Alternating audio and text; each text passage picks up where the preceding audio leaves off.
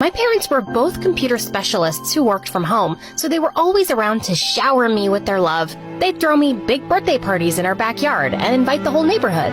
Everyone around liked us because my parents were kind and friendly. I looked a lot like my mom, but I took my dad's curly hair, which I loved. But once in first grade, some mean girls started teasing me about it. Hey, Annabelle, how many birds live inside that nest on your head? Oh, God, you have spiders coming out of your nose again. What? No, I don't, but I made you look. The other kids started to laugh, and I kind of became popular after that. People thought I was funny. My life in Maryland was good until one day in the 4th grade, I got home from school to find my parents running all over the house and packing. Annabelle, go upstairs and take only your most important things. What? Are we going on holiday? Annabelle, just go. I packed my favorite sweater, some gadgets, and my favorite book. I fell asleep reading in the car while Dad drove miles away from our home. Hours later, I woke up in a cabin deep in the woods. Where are we? This is our new home. Huh? Yes. And tomorrow, you'll be starting a new day at your new school. What? I was so confused and angry. My parents had just moved without even telling me.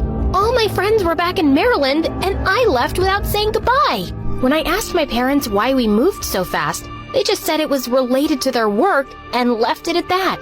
The next day, I joined my new school, and I made new friends, and my life went on. Until one day in the 7th grade, Mom and I were in the grocery store when I spotted a man who kept looking at us.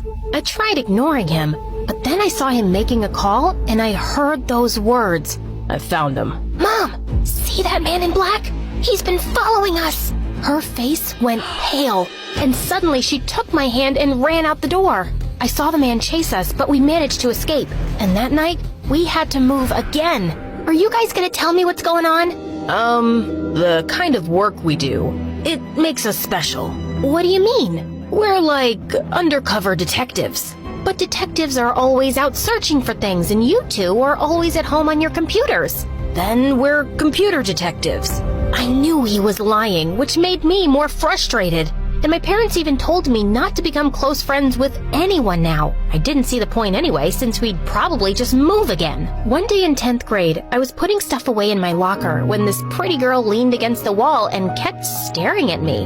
Can I help you with something? Hi, I'm Leela, your neighbor.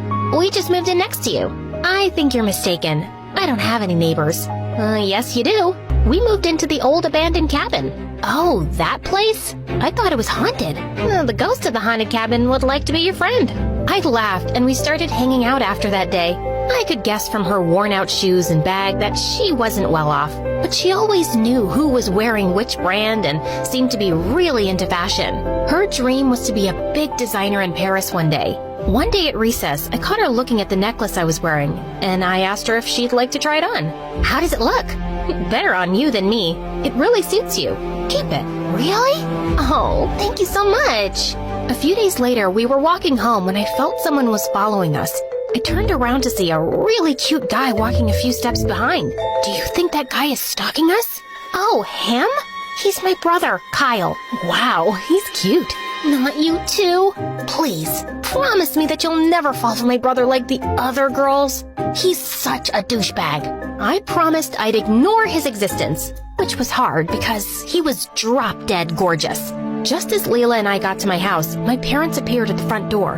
Who is this? She's my friend from school, and we're also neighbors. Mom and Dad looked at each other, then pulled me inside, slamming the door in Leela's face. We have to move again. What? No way! I'm not moving anymore until you guys tell me what's going on.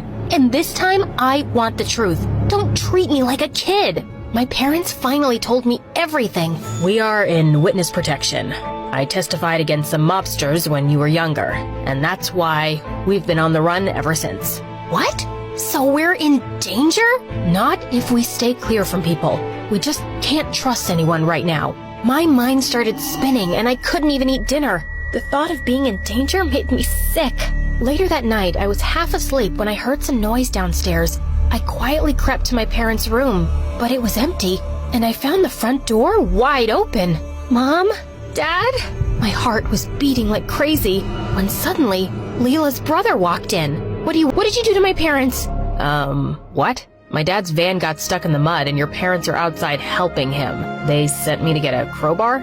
Oh, it's by the fireplace. I followed him outside and saw Mom, Dad, Leela, and her parents pushing the van. Once it was done, everyone came to our house for coffee. My parents didn't look so scared anymore, so I guessed we were staying. Just then, Leela sprung up and asked me if we could go to my room. And when we entered, she threw herself on my bed. Oh, your bed is so comfortable. Okay, don't you have one? No, I sleep on the couch and my stupid brother gets the bed because he's older than me.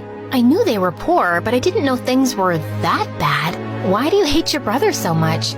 Because he gets everything, and my parents are always favoring him. Since Leela started opening up to me, I decided to open up to her too, and I ended up telling her my parents' secret. Wow, so you and your parents are like special undercover people? Yeah, you could say that.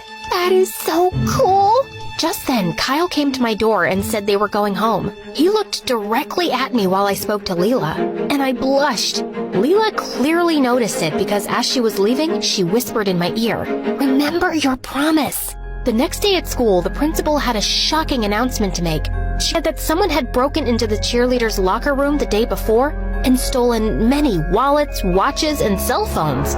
We have a hooded figure caught on the security footage, and when I identify the culprit, he or she will be expelled. But if you come forward and confess, I'll be willing to consider another punishment. It was all anyone could talk about.